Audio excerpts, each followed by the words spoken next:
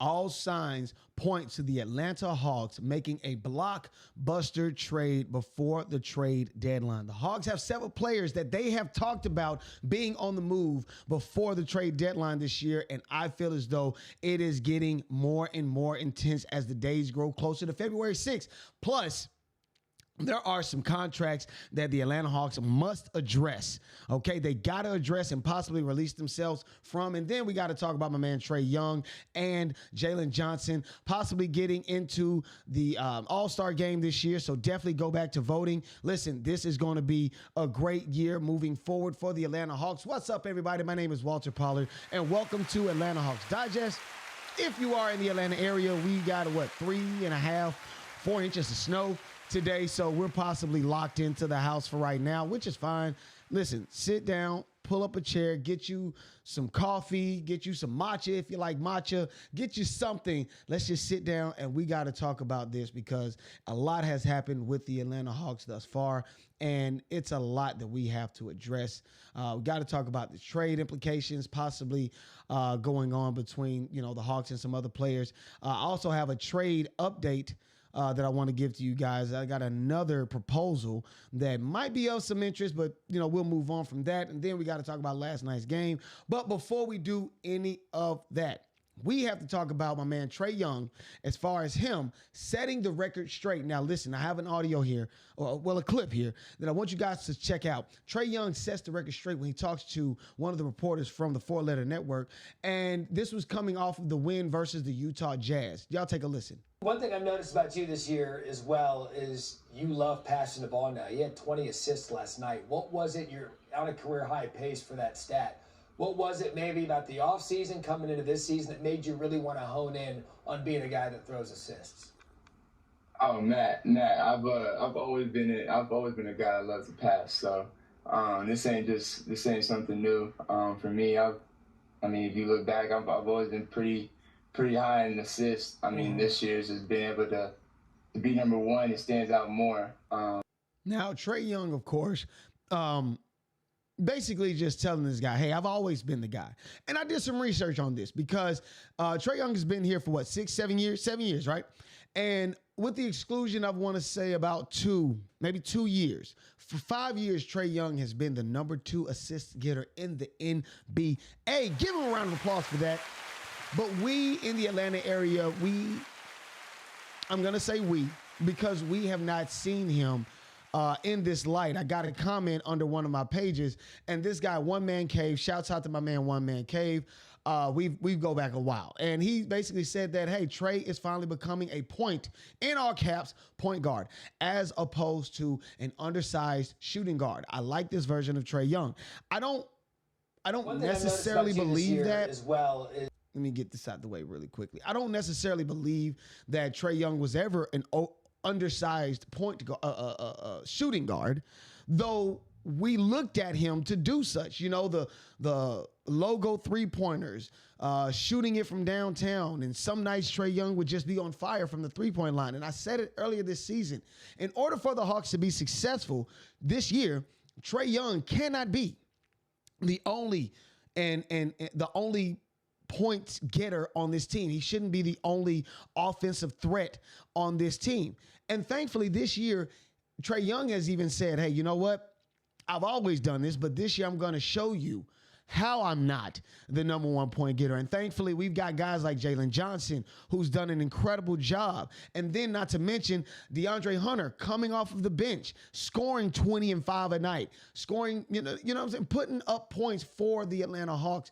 And I'm glad to see that there are other people stamping up to the plate and making points instead of just Trae Young. And maybe this is Trae Young showing you guys that I'm more than just a point getter. I am the leader of this team. I can get assists. I can get a lot done other than just shooting from the logo. And I am super pumped about this. This shows to me that Trae Young not only knows who he is, but he's not going to allow anyone else to tell him what he's been doing. Granted, I don't think anybody's been paying that close of attention to Trae Young.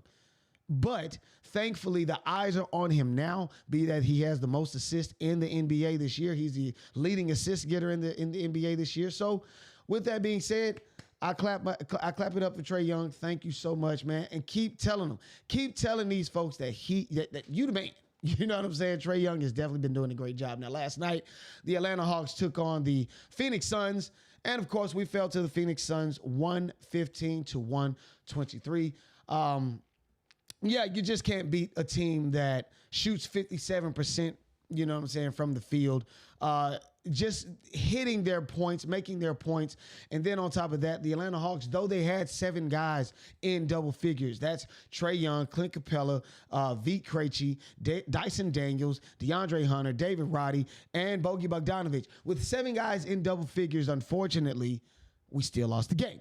And not only just that, man, shooting 48% from the field, just seeing how that happened. And then 15 of 32 from the three-point line.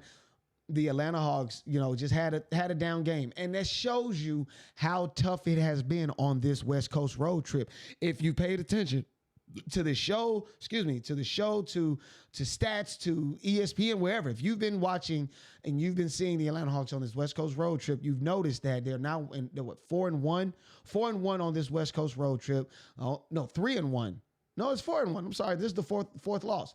4-1 on this West Coast road trip. They get to come home and they play against Houston and Phoenix again at home before heading on another road trip, not West Coast road trip, but another road trip up the East Coast this time. It's going to start in Chicago, head to Boston.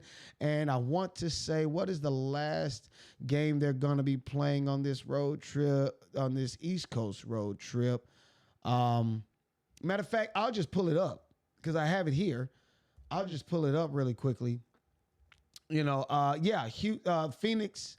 They're going to take on Houston and Phoenix at home. Then they're headed on the road to Chicago, Boston, and they're going to end it in New York. So, again, the Atlanta Hawks, they have a lot going on. But this next side of this 10-game stretch, I would love to see the Atlanta Hawks definitely get back on their business, get back to winning this game. Because, again, the Atlanta Hawks now, they fall into 19-19. They're 500 on the year so far.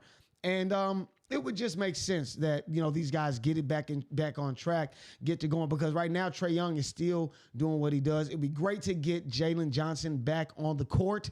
Of course, he's still out with right shoulder soreness, but it'd be great to get him back on the court, because it would be awesome to see him back on the court. Now, we got to talk about February 6th, because this is imperative. February 6th, you know, is vastly approaching, and I've mentioned to you guys that the Hawks have had a list of people that they intend on possibly moving off of. We'll quickly go through some of them, okay? Make sure that you guys vote. Please vote for your all-stars, okay? Trae Young and Jalen Johnson, and possibly get even DeAndre Hunter in as an all-star. I'll talk to you later about that, why.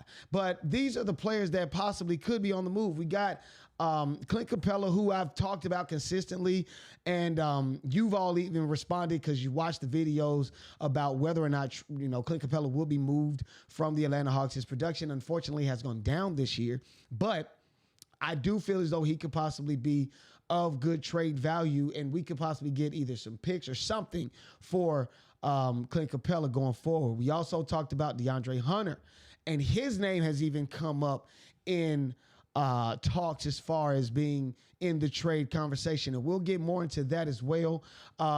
Kobe Buffkin is another one that has been brought up into the conversation. Unfortunately, he's out for the year, but his name has been brought up in the conversation as a package player, or somebody that they would toss in to get somebody that they really want or need. And then Bogdan Bogdanović, of course, will be another player that also has been on this list of guys that could possibly be on the move. So with that being said, of course, February 6th, again, it is on its way. But, and I'll read this to you guys really quickly. DeAndre Hunter has emerged as the next player that is speculated to be on this Hawks trading list, or just this list of traded guys that they're going to get rid of, possibly get rid of, but not for what you think. Okay. Now, DeAndre Hunter, for years, I want to say for the last 2-3 years, fans in Atlanta have been expecting for him to just be this scorer. You know, from Virginia, he was doing a really good job. We even seen him in the NCAA tournament, turning it up when he was playing at Virginia. He comes down to Atlanta, and it just seemed as if the productivity just didn't match what we saw in his college days. And then this year happens. Okay, this year happens. early in the season. What I want to say, he missed 11 games early in the season due to an ailment. And then, of course, I think he had a child also, too. So missed a few games. But then he came back, I mean, with all types of fury. 19 points and 4 rebounds with 1 assist. That is his average on the year so far. He's averaging 19 and 4 and 1. And he's actually in the runnings to possibly be the sixth man of the year. So he's in a weird situation where we're starting to see what he can be, and we're starting to see the potential form and be what it is that we expect for him to be.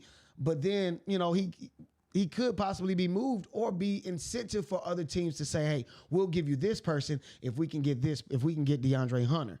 I wouldn't want DeAndre Hunter to leave. As a matter of fact, I would love to see him as the Atlanta Hawks sixth man, the number 1 sixth man off the Atlanta Hawks bench, coming off the bench, giving Trae Young some time off, getting some points, being a bigger guard for other teams to guard. So it's a lot of possibilities I see with DeAndre Hunter sticking with the Atlanta Hawks. But the reality of it is he could possibly be moved due to the fact of his great, I won't say great, but his good basketball play. And then another player that I wanted to talk about, of course, was Bogdan Bogdanović, and how he's only played 19 games. He's only played 19 games. And I'll bring that up. No, 17 games. Actually, he's only played 17 games. And I bring that up because there's some bad contracts going on, okay? There are some terrible contracts going on. But before we get into that, I want to tell you all about the trade or the possible trade that I had come across while I was reading about DeAndre Hunter. So the idea that I had got in regards to, not me, but what I had read in regards to DeAndre Hunter is that there could be a potential trade between the Atlanta Hawks and the Golden State Warriors where DeAndre Hunter and Bogdan Bogdanović, along with a protected 2027 first round pick, would be traded away for Jonathan Kuminga, Dennis Schroeder, Gary Payton II, and Kevon Looney. So there could be a potential there. Jonathan Kuminga, really good player. Dennis Schroeder, he's played with the Atlanta Hawks before. He's a good player. He's been a really good player going around the league, almost like a travelman or journeyman. But it would be great to see him back at home and, you know, bringing up minutes behind Trae Young. But I want to actually read to you guys this this quote that I had got in regards to this trade. And no, we're not talking about this guy. But yes, you see DeAndre Hunter, 19, 4 and 1. Just really good productivity. But where is it? Goodness gracious. Anyway, I wanted to talk about basically DeAndre Hunter in regards to this stat, and I want to get all of this stuff out the way. Here we go. Hunter has improved his shot diet as him on, DeAndre Hunter. Let me get this together, regroup. DeAndre Hunter has improved his shot diet. It actually has him on course for the most productive and effective campaign of this year, the six-man campaign. And it has made him an intriguing target. It has made him an intriguing target for any and every win-now shopper in the NBA. And this actually comes from the Bleacher Report's Zach Buckley. He wrote this back on January 7th. So there is a possibility, because he's become such a commodity and because he's done so well, that he has become a target. Now I got to get into the bad contracts. Last year, I think in the year before that, no, I think it was last year, the Atlanta Hawks re-signed both Bogdan Bogdanović and DeAndre Hunter to some extensive deals. And it's a head scratcher. Get this. 4-year, $68 million contract that would last till 2026. $51 million is guaranteed, and the annual salary is $17 million. I'm talking about Bogdan Bogdanović, and not to mention he's only played 17 games this season. You dig what I'm saying? So he's played less than half of the games that the Atlanta Hawks have, and of course that is tough for the Atlanta Hawks to deal with. You dig what I'm saying? You got a $68 million man sitting on the bench. That's very tough, and I do feel as though the Atlanta Hawks might want to part ways in regards to that. And then DeAndre Hunter, 4-year, $90 million contract extension that goes through 2027. The deal is fully guaranteed with $22.5 million annual salary. So again, the Atlanta Hawks, they have bad contracts. They have players that are coming into themselves, DeAndre Hunter, but they might be on the move. And then there are some other players like a Clint Capela that could be moved also. But like I said behind me, what do you think? Do you feel as though the Atlanta Hawks should move on from DeAndre Hunter? Honestly, in my opinion, I don't think so. I wouldn't like to see it. But with that being said, I'm going to head out. I'm going to do some more research and look up this trade deadline possibilities and what and who could be headed to Atlanta, because I'm telling you, we might see a blockbuster trade. And if that's the deal, man, I am excited and all ears. Listen, my name is Walter Pollard, and this is Atlanta Hawks Digest, and I will see you guys later. Peace.